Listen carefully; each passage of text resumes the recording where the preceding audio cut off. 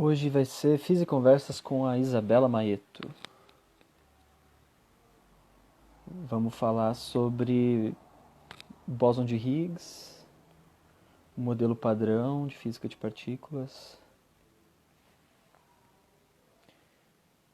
Então, vamos ver.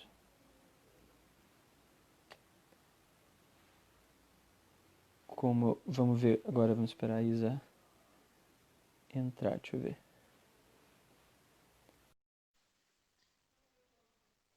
A gente vai falar sobre... Oi. E aí, Isa? E aí, você tá me vendo? Tô te vendo. Tá me ouvindo Ah, também? é? Tô. Ah, eu não tô me vendo. Tá uma tela preta pra mim.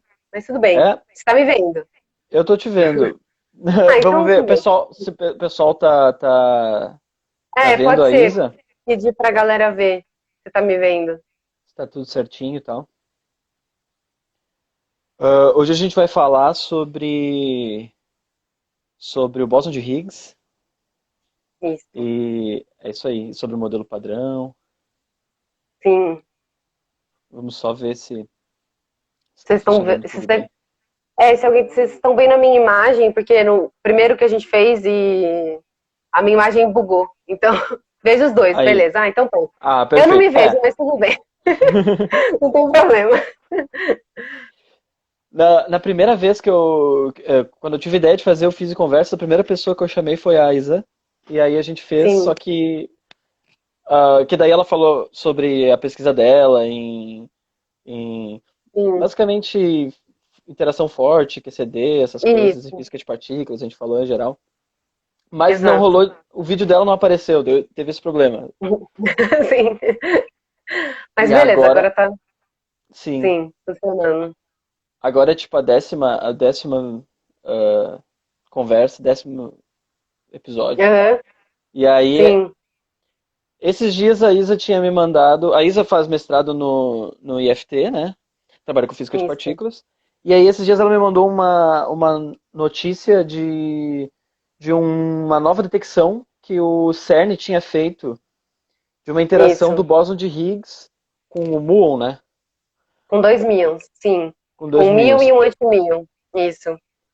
E aí ela me falou assim, isso é muito importante, porque isso é uma, tipo, tipo assim, mesmo que a gente já tenha detectado o Higgs, o bóson de Higgs, que é o Sim, bóson que dá massa para as partículas, lá em 2013, sim. os novos resultados vão comprovando, não sei, Exato, a, vão fechando cada vez mais o modelo padrão, né? Tipo, vai confirmando tudo que o mecanismo de Higgs esperava que fosse verdade e vai fechando de vez assim o modelo padrão. Porque parece que já está tudo fechadinho, mas ainda tem algumas coisas que a gente precisa entender e medir e tudo mais. aí, Sim, exato, pode crer. Aí eu falei, então vamos fazer fiz uma conversa sobre o Higgs. isso, exatamente. Exatamente. Famoso. Enfim, aí, bom, então, para falar no Higgs, talvez o melhor seria começar falando sobre, basicamente, tipo, onde é que o que que o Higgs é? O Higgs é um campo, Isso. que é uma Isso, sim. partícula, dentro do Sim, modelo também. padrão da física de partículas, né? Exato, exato. Então, a gente tinha, né? Se a gente pensar, acho que às vezes é até melhor resgatar um pouco isso, tipo, lá na Grécia Antiga a gente tinha a ideia do átomo, né? Demócrito veio e impôs a ideia do átomo, da coisa indivisível. Então a gente tem a matéria usual, quando eu falo matéria usual, é matéria visível, então tudo que a gente toca, né? A gente é feito de matéria usual.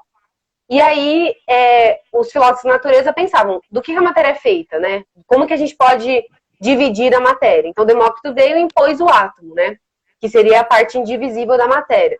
Aí passou um montão de tempo, não sei o que aconteceu, mas passou, tipo, vários séculos. E aí a galera começou a tentar voltar nesses tópicos, né? E aí a gente teve o Thomson com a descoberta do elétron. Então viu que, na verdade, o átomo ele não é a última parte indivisível da matéria. Então começaram a perceber que tinham partes mais indivisíveis ainda.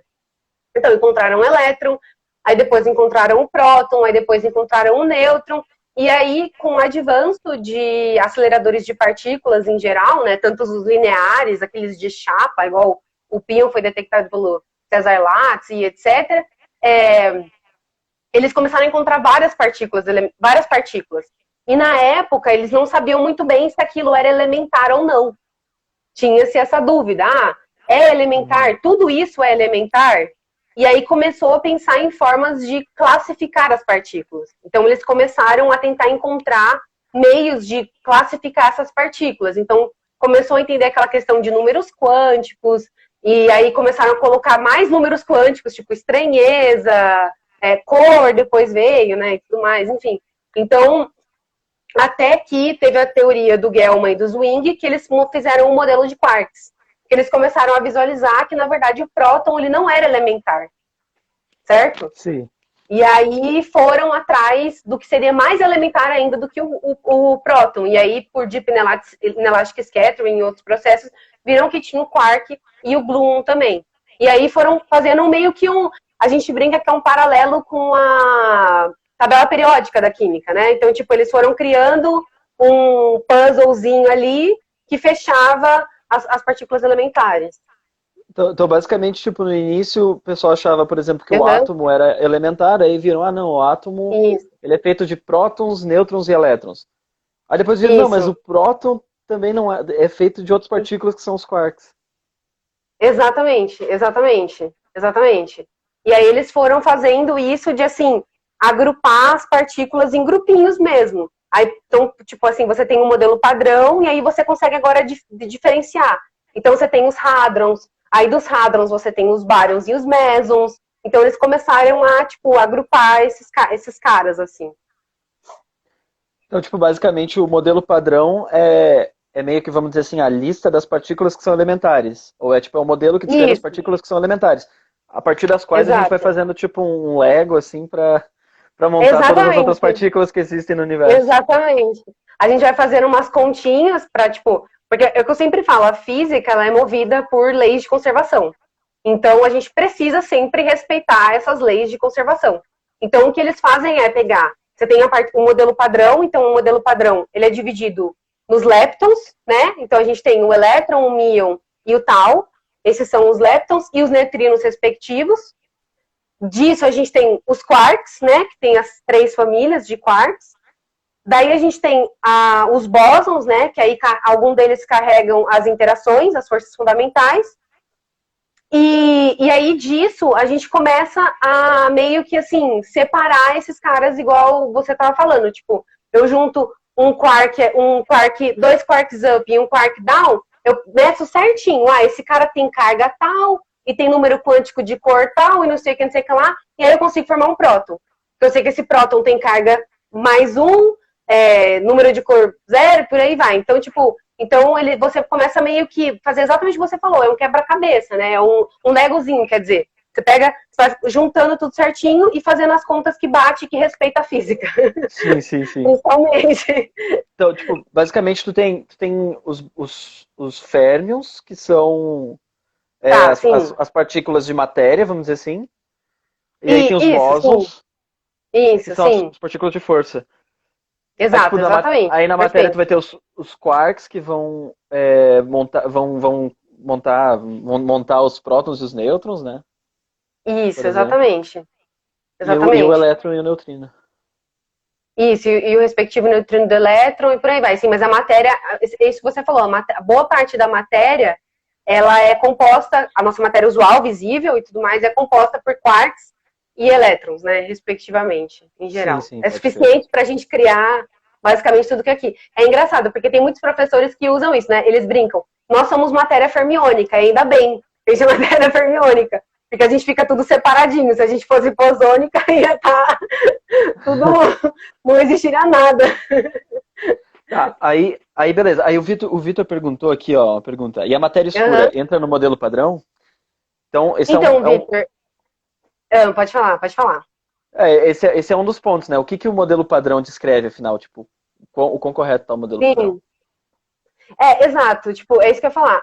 hoje, que horas são? 7h10 da noite, no dia 13 de agosto, a matéria escura não entra no modelo padrão. Não tem, a gente não tem ideia, na verdade, se a matéria escura é realmente uma partícula. Existem hipóteses, e as mais aceitáveis é que ela é realmente uma partícula, mas pode ser que ela seja alguma outra entidade matemática, que as pessoas não têm a menor ideia, mas a hipótese mais certa é que ela é uma partícula, mas não se sabe se essa partícula seria elementar.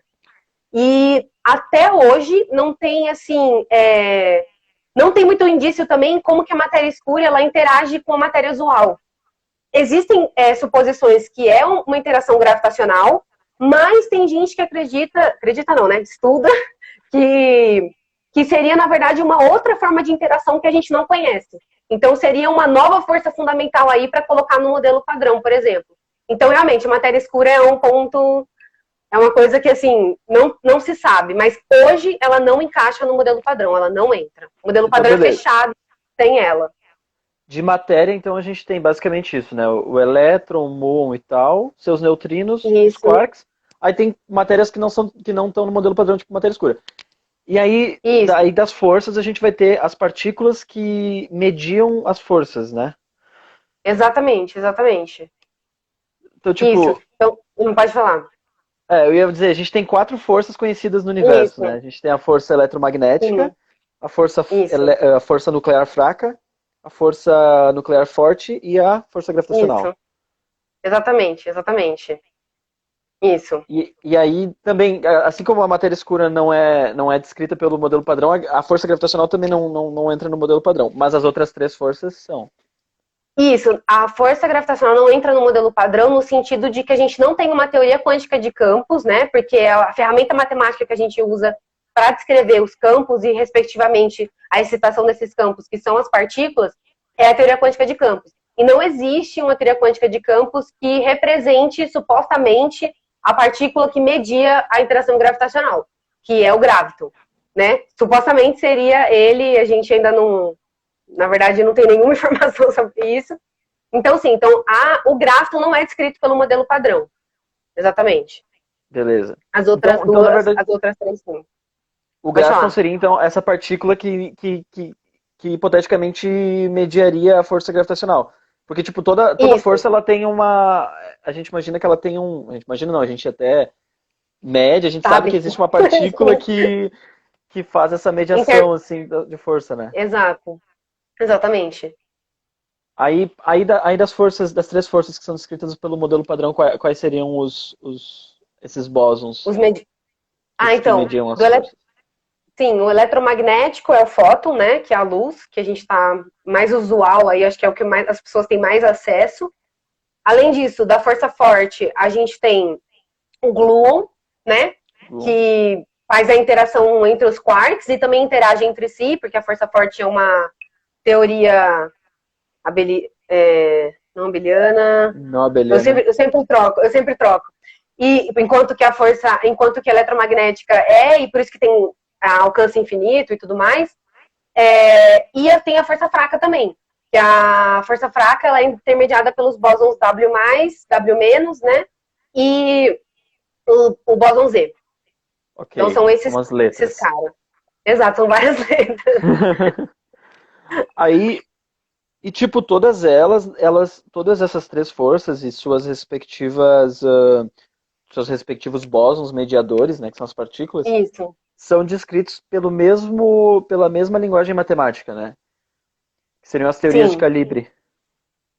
isso, exatamente. Pelas teorias de calibre, sim, exatamente. Que são teorias relacionadas àquela ferramenta que eu falei, que é a teoria quântica de campos. Sim. Teoria quântica de campos. Então, dentro da Que, teoria na de verdade, você pode até não ter isso necessariamente em teoria quântica de campos, né? Que nem, por exemplo, você pode fazer transformações de gauge no eletromagnetismo, né? Que a gente vê isso em teoria clássica de campos, mas em geral a gente vai estar tratando mais dessa parte. tipo assim, a gente pode dizer Uhum. que o modelo padrão de física de partículas que descreve as forças é uma teoria quântica de campos Sim, de teorias de calibre. exato, exato, exatamente. Tipo, você tem a gente fala que o modelo padrão ele tem um grupo de calibre que é aquele grupo grandão que a gente escreve com aquelas letras estranhas lá, né? Que é o SU3, color, SU2, left, né? Que é porque acopla só com left-handed fermions, e U1, hypercharge. Então, esse é o modelo padrão, ele é um grupo de calibre, matéria quântica de campos, que é descrita por essa grande simetria, né? A gente pode falar assim. Ok. Tipo assim, no eletromagnetismo, Uhum. na teoria do eletromagnetismo, essa própria. Na teoria de calibre, tu tem então essa simetria chamada simetria de calibre, né? E essa própria Isso. simetria, no caso do eletromagnetismo, é que faz com que o fóton, por exemplo, seja uma partícula sem massa, né? Exato, exatamente, exatamente. Porque, de novo, a gente cai naquilo que a gente estava conversando das leis de conservação, né? Então, na física, a gente tem algumas prioridades que devem ser conservadas em qualquer circunstância, certo? Então, tem algumas coisas, por exemplo, igual quando a gente fala de conservação de energia-momento, quando a gente fala de conservação de carga elétrica, que é uma coisa muito importante, nos decaimentos e etc. Nesse caso, a gente precisa preservar, além dessas leis de conservação, algumas simetrias. Então, algumas simetrias precisam ser respeitadas nas lagrangianas, que nada mais é do que uma grande expressão que descreve tudo o que está acontecendo.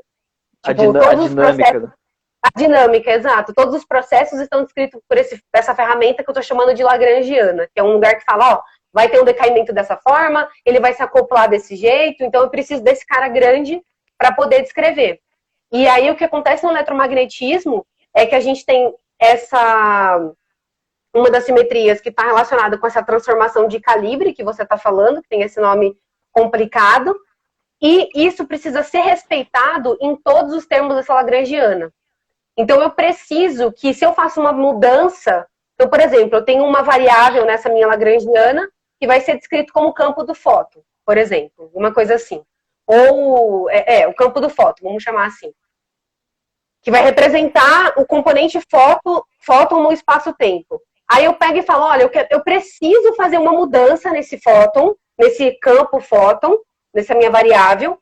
Só que quando eu fizer essa mudança dessa minha variável, todos os termos da minha lagrangiana têm que permanecer os mesmos.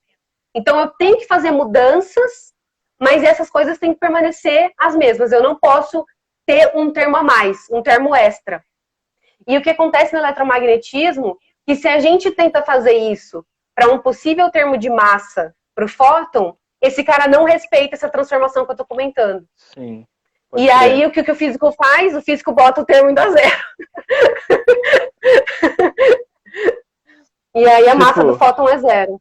Sim. Então, basicamente, a massa do fóton é zero, não assim simplesmente porque a gente foi lá, tentou medir a massa dele e viu, é zero. Sim, isso aconteceu, mas existe uma razão matemática. Existe uma razão matemática, além de tudo, né? Existe na verdade, uma consistência. Tipo, sim. Existe uma consistência no mecanismo, na simetria, que mostra que realmente tem que ser zero. Sim. E, na verdade, como a teoria, o eletromagnetismo é descrito, então, por essa teoria de calibre. A QCD, por exemplo, que é a teoria da força forte também, é o mesmo, é uma teoria de calibre também, né? Então, perfeito, da mesma forma... A gente tem o gluon, que também é não massivo, porque respeita a mesma condição. E é importante falar isso, Vini, pensando que a gente está olhando as simetrias individuais. Então, que nem você falou, vamos olhar só o eletromagnetismo. Vamos olhar só o grupo U1. Aí agora a gente está olhando só a QCD. A gente não. Porque, tipo assim, tem uma coisa que é você olhar o grupo do modelo padrão como um todo. Que é aquele grupo grande que eu te falei, que é o grupo de calibre, tem aquelas letras estranhas. Agora, uma coisa é eu só olhar a QCD. Outra coisa é só olhar o eletromagnetismo. Quando eu olho individualmente para esses caras, acontece o que você falou. Eu tenho termos na lagrangiana que não respeitam uma simetria importante para mim, e esses caras têm que ir para zero. Então, o gluon não tem massa e o fóton não tem massa. Basicamente isso. Isso é importante. A Brenda, acho que é a Brenda, perguntou, Isa, o Axion é um dos candidatos para ser a matéria escura. O CERN tem algum experimento para a detecção deles? Olha, essa é uma pergunta complicada.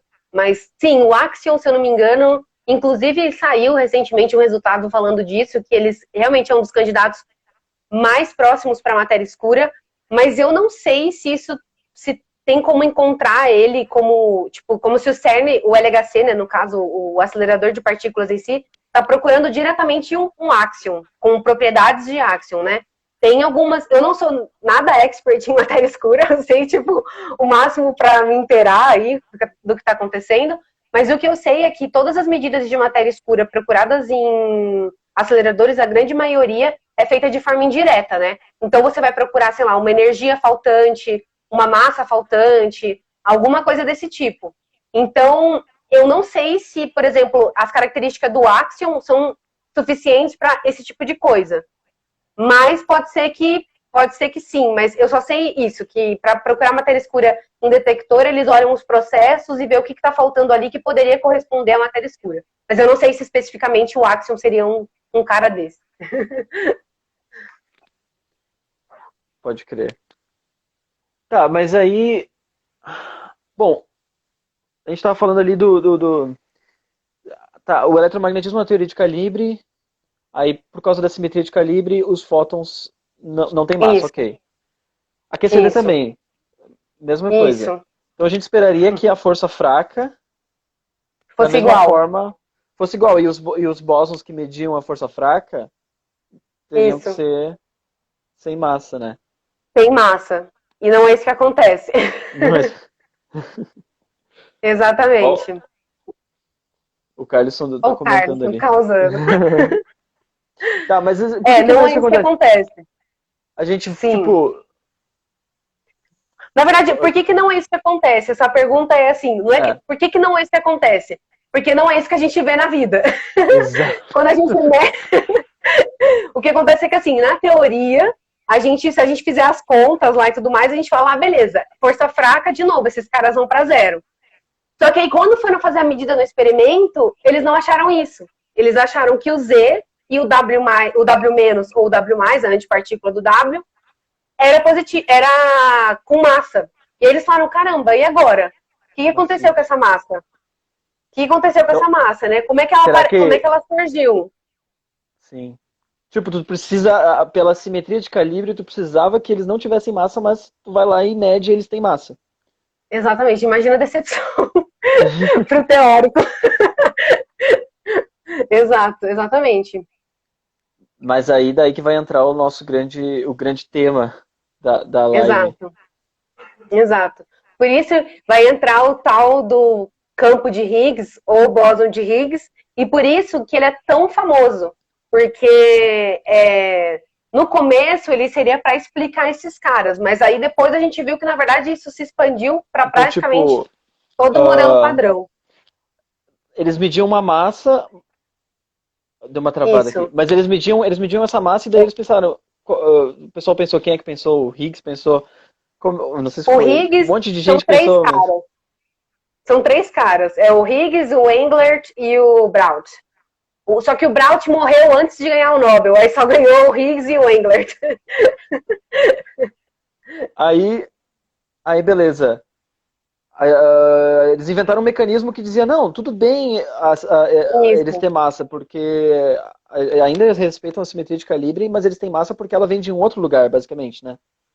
Exatamente. Exatamente. O que eles fizeram, mais ou menos, foi pensar assim, que tipo, você tinha que ter a massa desses caras, né? Então a massa desses caras tinha que aparecer de algum lugar. E como que isso poderia acontecer? Você tem que ter esse termo a mais que representa o termo de massa, desse negócio grande que eu falei que é a lagrangiana. E aí, o que aconteceu? Eles falaram assim, para que esse cara seja invariante sobre transformações de calibre, né, sobre essa simetria que a gente está comentando o tempo todo, com certeza tem que aparecer alguma coisa que vai ajudar com aqueles termos que não eram invariantes. Entendeu? Uhum, uhum. Então, a ideia é que eles queriam colocar alguma coisa à mão ali para falar, olha aqui como está tudo mais bonito agora. Então, então a ideia do Higgs, do Englert e do Braut foi tipo começar a pensar em como eles poderiam acrescentar alguma coisa nessa lagrangiana que pudesse fazer com que aquele termo que supostamente seria invariante, seria não invariante, né, que Uhum. desrespeitaria essa simetria, passasse a ser invariante e respeitasse a simetria por completo. E aí, esse termo que eles adicionaram, então, justamente foi o próprio o bóson de Higgs. Isso, o campo, né? Eles O adicionam campo de o Higgs. campo. É importante falar um pouquinho sobre essa diferença, né? Tipo, porque quando você vai ver uma palestra de física de partículas, as pessoas ficam falando, o campo, a partícula, o campo, a partícula, o que é o quê? Então, tipo, o campo, em geral, quando a gente vai fazer uma conta, que eu estava falando dessa teoria, nessa ferramenta matemática, teoria quântica de campos, a gente vai estar sempre usando os campos, certo? Então, o campo é nada mais é do que uma função que caminha aí no espaço-tempo. E o espaço-tempo que eu estou falando é quando a gente fala de relatividade restrita, né, que a gente tem aquele espaço-tempo, e agora a gente tem uma dimensão que tem alguma relação com o tempo. Por isso que não é mais só dividido em coordenadas espaciais e coordenadas temporais. Agora é tudo uma coisa só. Então, a gente tem uma função aí desse espaço-tempo, ou seja, uma função que é de x, y, z e t, de alguma forma. E aí, o que acontece é que, em algum momento, a gente vai, vou usar um nome que a gente usa geralmente, que é quantizar esse campo, ou seja, a gente vai dar uma... Como é que eu posso falar isso? A gente vai fazer com que ele se torne um pouquinho mais especial, né? A gente vai dar uma certa atenção para ele ali, e quando isso acontecer, ele vai passar a representar uma partícula. Então, a gente sempre fala que as partículas são excitações do campo. Então, como se fosse assim, tipo, se a gente imaginar o campo como sendo, não sei se você vai concordar comigo, mas se a gente imaginar o campo como sendo, por exemplo, sei lá, um pano, a superfície da água, um pano, ok? As partículas seriam como que vibrações, como que flutuações sobre essa superfície. Exatamente. Né? Exatamente isso. Exatamente isso. E aí, tipo... E aí essas vibrações estão relacionadas com a massa, por exemplo, e outras coisas. Tipo assim, acaba parecendo realmente uma partícula, que é como se fosse uma bolinha muito pequena se movendo. Mas, na verdade, é uma flutuação de algum campo. Exatamente, perfeito. Exatamente isso. Sim. Aí, tipo... Aí, beleza. Você, de novo, no modelo padrão, então você tem os campos. Cada campo tem suas excitações, que são as partículas, então. Exatamente. Aí, por exemplo, beleza, as partículas a partícula da força eletromagnética, que é o fóton, não tem massa, ou seja, é como se fosse uma partícula que... A flutuação é como se fosse uma partícula que não tem massa. Os gluons da força forte também não tem. Mas, então, os bósons da força fraca teriam massa, porque então eles estariam se acoplando com um outro campo. Exatamente, é isso mesmo. Então, o que acontece é que você coloca a mão, esse campo novo, que a gente vai chamar de campo de Higgs, né, que recebeu o nome por causa do Peter Higgs, que é um dos caras que idealizou. E o que acontece? Quando a gente coloca esse campo, ele vai, de certa forma, ser um campo que tem mais de uma componente, né? Enfim, não vamos entrar muito no detalhe matemático. E quando a gente coloca ele tem alguns termos de interação com esses caras que a gente estava conversando da força fraca, que é o W+, W-, e o Z, que quando eles se acoplam de alguma forma, a gente expande um termo, e quando a gente expande esse termo, aparece um termo de massa para esses caras. E aí, sim, eles adquirem a massa que supostamente eles têm que ter por causa que o experimento mediu. Sim. Será que tá certo eu falar, então, que essa massa medida é como se fosse uma massa efetiva? Como se fosse uma massa efetiva? Isso é muito complicado, assim. Pode falar, fala. Não, só pensando assim, tipo, beleza, eles não podem ter massa, mas a gente observa essa massa, então é como se fosse, sei lá... Às vezes eu imagino, então, que seria como se, tipo, por exemplo, quando você tenta andar, por exemplo, imagina que você está andando numa piscina de lama, você tem mais dificuldade de se mover. É como se você tivesse mais massa. Eu não sei se está certa essa visão. Não, eu acho que assim, a gente tem que pensar que o que a natureza descreve é sempre o que é verdade. O que a gente faz é que a gente pega a matemática e ajusta, sabe? Então, tipo, o Higgs estar ali e dar massa para essas partículas, ou seja, essas partículas terem massa, na verdade é o que sempre foi. Elas sempre tiveram massa. O que a gente fez foi a gente pegou e, com a matemática, falou, então tem que ter essa outra partícula, e se tiver essa outra partícula, a gente consegue arrumar. E aí mostrou-se no experimento, com a natureza, né, a gente também tem essa partícula. Eu não sei se a gente pode chamar que é uma massa efetiva, porque eu acho que é uma massa que sempre esteve ali, entendeu? Tipo, a gente só conseguiu arrumar a descrição matemática para que ela esteja realmente ali. Entende o que eu falo? Entendi. Não é uma coisa que... Você sempre vai ver aquela massa ali.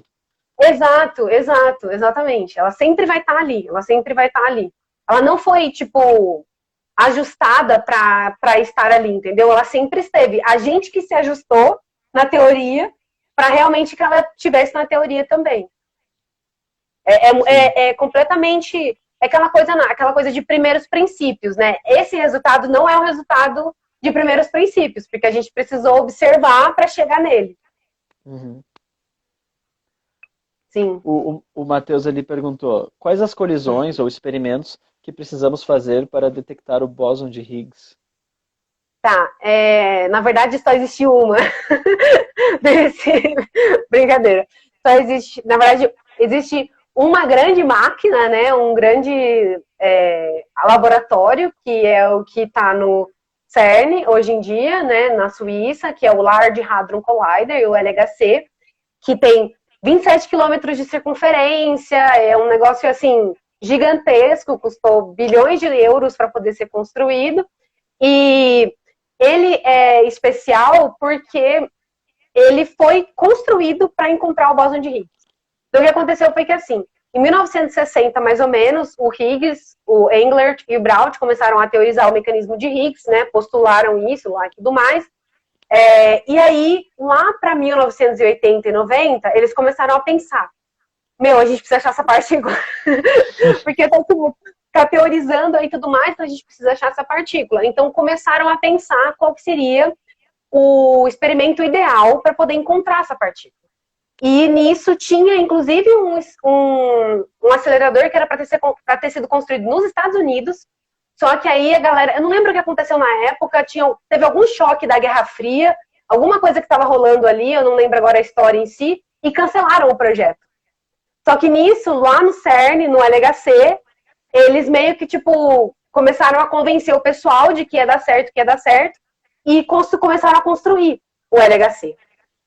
E eles vendiam a ideia, inclusive eu até brinco com isso, que eles vendiam a ideia que a ideia do LHC era reconstruir condições iniciais do Big Bang. Então fica aquela coisa toda glamurosa, né?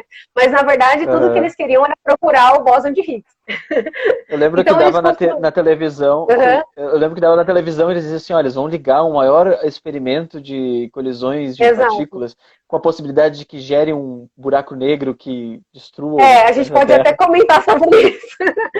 Pode até chegar nisso. Mas aí eles começaram então a procurar. Então o que aconteceu foi que assim, eles criaram então um LHC com esse propósito, tanto que tem 2 experimentos lá dentro, porque assim, o LHC é um acelerador. Dentro do LHC tem 4 grandes experimentos, que é o Atlas, o CMS, o LHCb e o ALICE. Eles construíram 2 experimentos, os 4, só com propósitos de procurar o Higgs. Porque eles tinham todos os detectores, todas as camadas do detector e do experimento com o propósito de detectar decaimentos do Higgs. Tipo, me corrija se eu estiver errado, mas na época que eles estavam construindo o LHC, meio que todo o modelo padrão já estava comprovado, só faltava encontrar a existência desse campo, dessa partícula do Higgs. Eu acho que assim, foi durante a construção, porque se eu não me engano, o top, ele foi encontrado lá para 1900 e pouco, quase 2000. Que foi a última partícula de matéria daí a ser detectada. Isso, exatamente. Então, meio que... E o neutrino do tal, se eu não me engano, também foi um pouquinho mais pro fim, assim, da década, um pouquinho para começo de 2000. Então, eles começaram... Então, meio que foi um processo, assim, sabe? Então, tipo assim, eles terminaram o LHC em 2012. Em 2008, quando eles começaram a pensar no primeiro run, para poder começar a procurar o bóson de Higgs. Então, em 2008, sim, já tinha todas as partículas fechadas, só faltava o bóson de Higgs para ser encontrado. Pode crer, era tipo assim, a peça perfeita, que faltava assim para encaixar o... Exatamente, E exatamente. foi, Então, e foi um respondendo sucesso. assim, e foi isso, foi um sucesso. O primeiro run, ele aconteceu, acho que em 2009 a 2012, eu acho. Você tá me vendo, Vini? Deu uma cortada aqui. Ah, eu tô te Tá me vendo, tô te ouvindo vendo. bem? Ah, Aham. beleza, fechou. Então, ele aconteceu de 2010, 2009, até 2012, alguma coisa assim. E quando encontrou-se a partícula, né, o bóson de Higgs, que detectou-se a excitação lá e tudo mais, foi um sucesso, porque era exatamente o que eles estavam precisando. E ele veio na massa lá exata que eles estavam. Tinha uma margem de massa pro bóson de Higgs, que Eles era, mais ou tipo, acho menos que de 100. sabiam, eles imaginavam que Tipo, tipo de partícula seria, assim. isso, eles tinham uma margem de massa lá que era de 110 GeV até 140, se eu não me engano, um negócio assim. E aí tinha os parâmetros lá, que eles tinham umas conversas sobre supersimetria. Se fosse uma tal massa, era indício para supersimetria, uma outra massa era indício para uma outra coisa, e bateu tipo no meio, né? Foi lá no 125 GeV. E aí, então, acabou, é ótimo, né? É um prato cheio para ter mais coisa para estudar. Mas aí teve aquela cerimônia, que inclusive tem um filme que chama Particle Fever. Se você gosta de física de partículas, eu recomendo você assistir esse filme, porque é um filme maravilhoso, que mostra exatamente o Atlas e o CMS anunciando a descoberta do bóson de Higgs. E é super emocionante, assim. Tem o Peter Higgs chorando. É, É bem legal. ele é fofinho. Ele é fofinho, Aí, sim. bom, aí então, tipo, 2012, então eles detectaram. Isso. 4 de Aí, julho de 2012. aí beleza, então realmente existe esse campo que interage com os bósons da força fraca que dão massa para esses bósons, e aí era isso, né? Exatamente, exatamente. Só que aí o experimento que saiu esses tempos, o resultado de que eles tinham visto a interação do Higgs com o muon, seria Sim. evidência de que o Higgs ele também interage com outros campos, além Ah, do próprio, dos bósons da força fraca. isso, exatamente. Porque, assim, no primeiro momento, eles pensaram em que, assim, beleza, a gente precisa resolver esse problema da força fraca. Então, a gente precisa achar a massa desses caras. Então, eles pegaram lá a simetria, que a gente chama de simetria eletrofraca. Aí tem esse processo que a gente chama de processo de quebra espontânea de simetria. Aí, Sim. quando acontece esse processo de quebra espontânea de simetria, a gente vê que mantém os graus de liberdade lá e tudo mais. E aí a gente consegue gerar a massa para essas partículas que a gente achava que não tinha. Beleza. Mas aí o Só, que só, aconteceu só, foi. Pode perguntar. talvez eu acho que vale a pena, tem uma sutileza, né? Porque na verdade não é como se o bóson de Higgs interagisse apenas com a força fraca, né? Isso, Eu acho exato. que esse é um ponto. Como é que na verdade. Exatamente. Como é que funciona isso? Com quem é É que o porque bóson assim, de. sim, o Higgs, ele não tem. Tem uma. Bom, vamos pensar assim, né? Então a gente pode dividir o modelo padrão como uma parte, que é a parte de carga de cor, que está relacionado com a interação forte, com a QCD e tudo mais. Os Tem a quarks e os parte que é gluons? os quarks e gluons, exatamente. Tem a parte que a gente chama do modelo padrão, que é a parte que é da fraca, né? Que está relacionada com os W mais menos e o Z. E tem a parte do modelo padrão que está relacionada com o eletromagnetismo, que é com o fóton, Ok, ok. certo? O Higgs, ele não interage, ele não tem carga de cor. Então, por exemplo, você não vai ver ele interagindo com o gluon, entendeu? Entendi. Nada de Agora, força a forte. parte nada de. Exato. Na verdade, nada de gluon. Ele não interage com o gluon. Mas ele Ok, pode interagir perfeito, com os quarks, porque eles são férmions. Tem que tomar perfeito. esse cuidado. Ele não carrega carga de cor, então ele não interage com os Mas gluons, mas então ele pode não interage interagir com então os quarks. com interagem com gluons. Você não vai ver um processo tipo Higgs indo em dois gluons, sei lá, por exemplo. Alguma coisa assim, entendeu? Sim. Você só tem isso num processo, sei lá, num loop de quarks, enfim. A gente vai começar a ficar falando coisa complicada aí. Mas então mas aí ele interage com as outras duas forças, Isso, aí ele seria interage isso. com a outra parte do modelo padrão, que em algum momento houve uma unificação que a gente chama de eletrofraca, né? Então, tipo, tem Que é essa parte do modelo padrão, que é a parte que junta a força fraca e o eletromagnetismo. Então você tem a eletrofraca.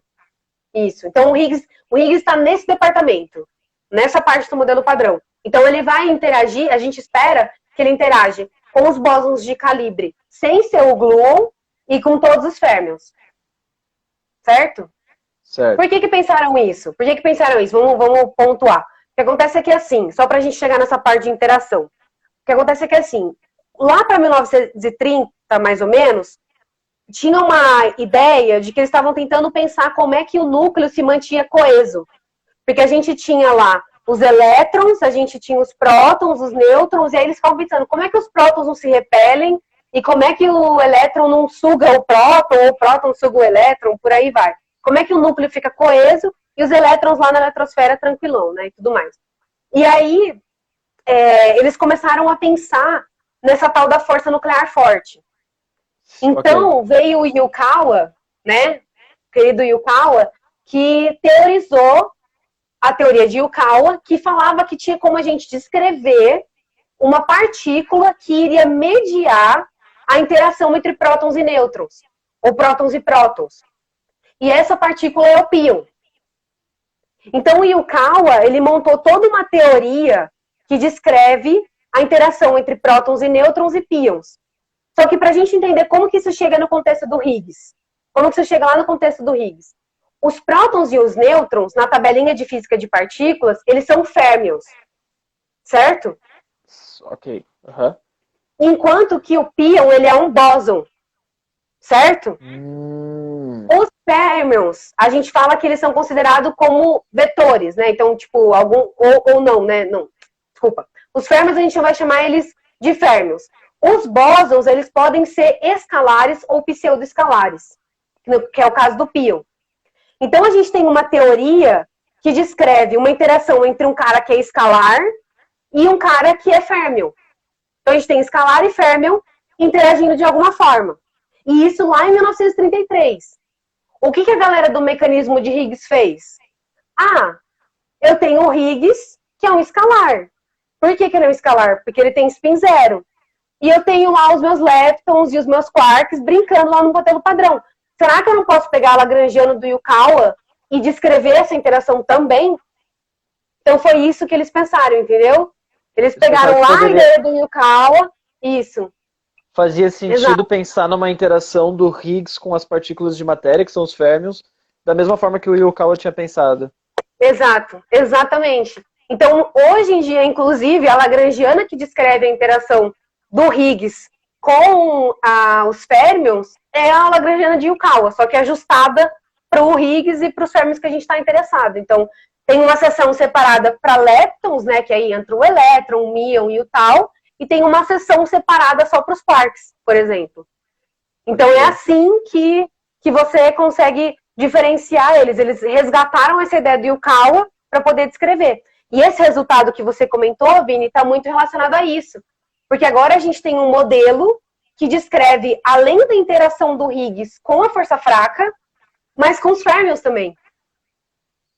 Certo? Então agora a gente, aí sim, pensou-se, nossa, ainda bem, o Higgs ele fecha o modelo padrão. Porque o Higgs ele gera massa a todas as partículas elementares. Essa interação de Yukawa, então, proposta que o Higgs então teria com os férmions, então geraria também a massa dos férmions, tipo do elétron, dos quarks, do muon. Exatamente, exatamente. Essa é a ideia. Tanto que tem, várias teorias, né? Tem a matriz CKM para os quarks, enfim, coisas mais aprofundadas. E aí, isso que você comentou do resultado que saiu, foi que assim, o CMS, que é um dos experimentos do LHC, né? Ele soltou um resultado na semana passada, falando que acharam decaimento do Higgs com míons. E aí, isso é muito louco, porque o íon, o que acontece é que assim, hoje eu estava vendo uma frase que é muito legal, que a gente pensa assim, o Higgs, ele dá massa às partículas elementares, certo?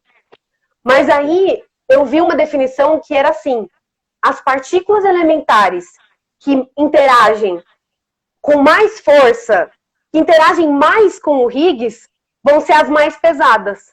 Tanto que se você olhar as constantes de acoplamento das partículas, você vê que realmente todas aquelas que têm constantes elevadíssimas, você já achou a interação deles do Higgs no detector. Interessante. Por exemplo, essa medida que você falou do Mion, eles já tinham achado do Tau, que é uma partícula super pesada, que é o primo mais pesado do elétron e do Mion. Eles já tinham achado isso com o Top Quark, que é a partícula mais pesada do modelo padrão. Então, essa medida com o Mion, ele é bem levinho, se a gente for ver, a ordem de, assim, quando eu falo acoplamento, é uma coisa assim, o tanto que ele se junta no Higgs, o tanto que ele fica grudadinho no Higgs, é de ordem de 10 a menos 4. Então, pensa, tipo, é 0,000, para ele poder ficar grudadinho. Então, é muito pequeno. Então, a gente não esperava. Então, não é uma coisa fácil de achar no detector. Então, quando achou, por isso que era uma coisa muito importante. E ótimo, mais uma partícula para a gente mostrar que o acoplamento de Yukawa, essa teoria que eu falei para vocês, mostra mesmo que o Higgs, ele dá massa aos férmions. Pelo menos a essa família de leptons. Então, dessa forma, o Higgs, então, ele seria então responsável por dar massa, vamos dizer assim, a todas as partículas elementares do modelo padrão. Exatamente isso. Sim. Isso é muito legal. Exato, porque é como se, falando de uma forma assim meio exagerada, é como se o campo de Higgs permeasse a gente aqui, sabe? Tipo, e sempre esteve, sempre vai estar, porque como é que eu posso falar? Ele dá massa às partículas elementares e, consequentemente, está relacionado de alguma forma com a massa da matéria usual. Mas a gente tem que tomar um pouco de cuidado. Porque, por exemplo, a massa do próton não está relacionada com o bóson de Higgs. Né? Porque tem aquela coisa dos quarks, né? A massa, se você pegar a massa do quark up, down, não fecha o próton. Então tem que ter alguma outra coisa que dá massa para o próton, que é uma grande questão até hoje, várias pessoas pesquisando sobre isso. Então é bem... Eu não sei, eu tenho uma visão que eu não sei se está correta, que tipo assim, eu penso, como o próton é formado por 3 quarks, mas aí os quarks eles estão ligados pela força forte. Então tem os gluons que intermediam, né? E aí porque os gluons não tem massa, né? Aí tem todo aquele rolê de tipo coisas em movimento tem energia. Eu não sei se vem daí. E aí, por ter energia, tem massa.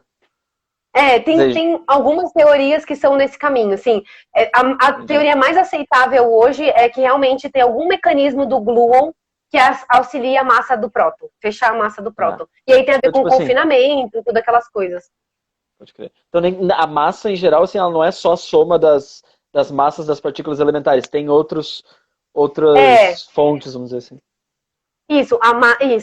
Em geral, tem que tomar um pouco mais de cuidado. Tem coisas a mais aí que acontecem quando fala da matéria, além da matéria elementar. Mas a matéria elementar, ou seja, as partículas elementares, o bóson de Higgs fecha o modelo e gera massa para ela. Entendi. E aí, por exemplo, agora eu vou viajar um pouquinho, né? Mas pensa, por exemplo, a gente estava falando de matéria escura antes. Sim. Aí, se a gente encontra, por exemplo, uma descrição para matéria escura, amplia o modelo padrão para descrever a matéria escura. Talvez, dado que a gente hoje explica a massa das partículas elementares todas vindo do Higgs, então a gente poderia entender, então, quer dizer, seria muito interessante, ou seria esperado que essa descrição da matéria escura também fizesse que a matéria escura também tivesse a massa vinda do Higgs, talvez, né? Então, aí que tá, né? Tipo, isso se ela for elementar, né? Se ela não é elementar, a gente não pode esperar muita coisa. Porque, na verdade, sobre a matéria escura, eu acho que a gente não pode esperar nada, na verdade. Porque a gente não sabe nem como ela interage com a matéria usual. Então, se a gente tivesse o mínimo de entendimento como ela interage, sei lá, com um elétron, que ela não interage, porque ela não interage eletromagneticamente, se ela interagisse de alguma forma com algum quark, alguma coisa do tipo, ficaria mais fácil. Mas como a gente não tem a menor ideia de como ela interage, claro, a maior pista é gravitacionalmente, a gente não tem muita informação se realmente ela deveria vir do Higgs. Aí, eu acho que ainda eu não tenho muita esperança, assim. Eu acho que é uma questão em aberto mesmo, porque realmente matéria escura é o que todo mundo que trabalha com matéria escura começa falando quando vai dar um talk, falar, o que eu sei de matéria escura? Nada. Então, Não, entendi. então é bem complicado, é bem complicado. E Eu falo, tipo, tipo, matéria escura e neutrino é a parte, assim, mais obscura da física de partículas e eu dou todo o meu voto pra galera de cosmologia para resolver esse problema, entendeu? Tipo, eu dou todo o meu coisa pra galera de cosmologia resolver esse problema. pode crer. Ô, tipo assim, se a gente for olhando nas massas de cada Uhum, partícula do modelo padrão, que vão dizendo mais ou menos a energia que a gente observa elas, a gente, sim. tipo assim, a gente vai sempre construindo, por exemplo, experimentos maiores e maiores, vamos dizer assim, para É, conseguir olhar. Então, tipo, por exemplo, o Higgs até agora seria a partícula mais massiva, elementar, assim, que a gente já... não, ela não é. Ele Não não é? é. Porque, não, o Higgs, ele tem 125 GeV de massa, Uhum. né? GeV é essa unidade que a gente usa em física de partículas, porque as coisas são tão pequenininhas que a gente usa, porque se fosse usar em massa, tipo, em quilograma, ia ser absurdo. Então, a gente usa uma nova unidade, que é o electron volt, né? E, na verdade, a partícula mais pesada do modelo padrão é o top, que é 170 gigaelectronvolt. Ah, Então, não é muito, tipo, a questão da gente acessar, de ter muita energia para acessar algum tipo de decaimento é por causa do processo. Porque o processo é muito difícil de acessar. Por exemplo, o Higgs, o evento para descobrir o Higgs era tipo um evento em 1 trilhão. Então, ou seja, você teve que rodar 1 trilhão de prótons e colidindo e desculpa, 1 trilhão de vezes um monte de próton colidindo para encontrar o Higgs uma vez, entendeu? tipo Então, assim, é uma interação muito rara. não é que a produção é muito rara, entendeu? A produção dessa partícula acaba sendo muito rara por causa da assinatura, por exemplo. Às vezes a assinatura da partícula, quando eu falo assinatura, é como que a gente detecta ela no detector. Porque, por exemplo, o Higgs, ele não é estável, ele decai rapidamente. Então ele é produzido, por exemplo, eu pego um próton, outro próton, vou lá e bato eles no detector. Aí eu produzo um Higgs. Rapidamente esse cara já decai em outras coisas. E aí decaiu em outras coisas, então o processo do Higgs, a gente fala que ele tem um background, que é tipo assim, por exemplo, eu tenho o processo do Higgs e eu tenho outros processos que são muito parecidos com o do Higgs. Então é uma bagunça, entendeu? Então, tipo Uhum. assim, é como se, por exemplo, tem eu, Isabela, e tem uma outra pessoa disfarçada de Isabela, e tem uma outra pessoa disfarçada de Isabela, e aí você tem que me achar. Quem que é a Isabela? Entendeu? É mais ou menos isso que acontece no Higgs. São tantos eventos que são tão parecidos com o do Higgs que fica difícil de achar ele. E aí foi isso que, tipo, demandou um pouco mais de tempo e esse experimento um pouco maior e mais processamento de dados e etc. para encontrar esse cara. Pode crer. É. Eu ia. Eu não sei se tem alguma coisa que você queria falar. Eu ia ainda fazer uma última pergunta, mas eu não sei se tem muito a ver, mas Ah, assim. Porque a minha pergunta, eu, perfeito. eu perguntei sobre a massa antes, se era a maior massa, Ah, mas por sim. perguntar assim, a gente sabe que tipo de. A gente imagina que tipo de física a gente espera encontrar a energias um pouco mais altas do que a gente acessa hoje? Tipo, será que Pois é. existiria alguma estrutura a mais assim relacionada ao Higgs, alguma coisa assim? Então, tem bastante gente que ainda trabalha com supersimetria, ainda tem bastante pessoas que procuram coisas em o que a gente chama de Beyond Standard Model, que é além do modelo padrão. Então, tem bastante gente acessando esse tipo de coisa que procura encontrar, tipo, aumentar a energia ou aumentar uma coisa que a gente chama que é tipo, a precisão do experimento. Então, tem algumas pessoas querendo construir aceleradores maiores e maiores. Tem, a China está brigando com o LHC, que o LHC quer criar um que é 4 vezes maior do que o LHC hoje em dia. Mas eu não sei ainda se tem muita necessidade, sabe, Vini? Tipo, se realmente a gente vai ter muito acesso à física criando esses caras muito maiores, entendeu? Tipo, A tem gente não várias tem coisas. nada muito Não tem. específico em mente, assim. Tipo, matéria escura é uma dessas coisas que o pessoal quer melhorar o LHC para poder tentar atingir uma energia que seja possível encontrar matéria escura. Isso que eu falei da supersimetria. Tem uma galera de neutrinos que ainda tem um pouco de esperança, mas eu acho que não, acho que não tem como. Mas, mas eu não sei, Vini, eu acho que eu não sou a pessoa para falar sobre futuro do LHC, assim. Eu tô mais propícia para ir para um pouquinho mais baixa energia, assim, daqui para frente. Uhum. Oh, faltam 5 minutos para fechar 1 hora. Sim, vamos falar do Congresso rapidinho? Que a gente não falou Isso, vamos. no começo? Uhum. Tá. Então, para o pessoal que está assistindo, ou o pessoal que vai assistir depois que a gravação ficar por aí, eu e o Vini, a gente está na comissão do Paulo Léo Ferreira de Física, que é um congresso do IFT, que acontece todo ano, e é organizado por estudantes do IFT, então é muito legal. E esse ano o evento vai ser online, então a gente está com as inscrições abertas. Tem o Instagram do congresso, né? Que é arroba... Dá pra comentar. Se você quiser comentar aí, arroba CPF... Uhum. FL, CPLF.IFT. Isso. E também queria falar que se você curtiu essa nossa conversa sobre bóson de Higgs e um pouquinho de matéria escura, eu tô com um podcast junto com o Matheus, não sei se o Matheus está assistindo aí ainda, e a gente vai lançar um episódio entre amanhã ou sábado, eu não sei ainda, que vai comentar sobre a série Dark, e em específico a segunda temporada, que eles fazem algumas menções sobre bóson de Higgs e matéria escura. Então a gente vai conversar um pouquinho sobre isso no episódio de Dark. Vocês estão fazendo um episódio para cada temporada, né? Para cada pra falar temporada, sobre a física isso. de Dark. E aí vai ser postado Exatamente. no Instagram do Congresso. No Instagram que tá aí,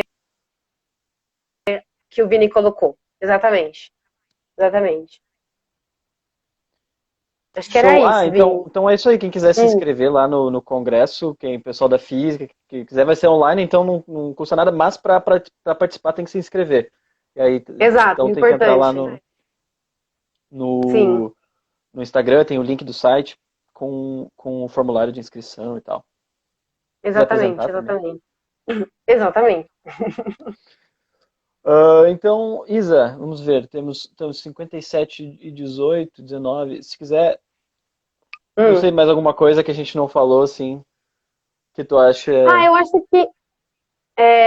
Eu acho que eu só queria agradecer o pessoal que acompanhou a gente, agradecer você, Vini, por mais uma vez me chamar para participar da live.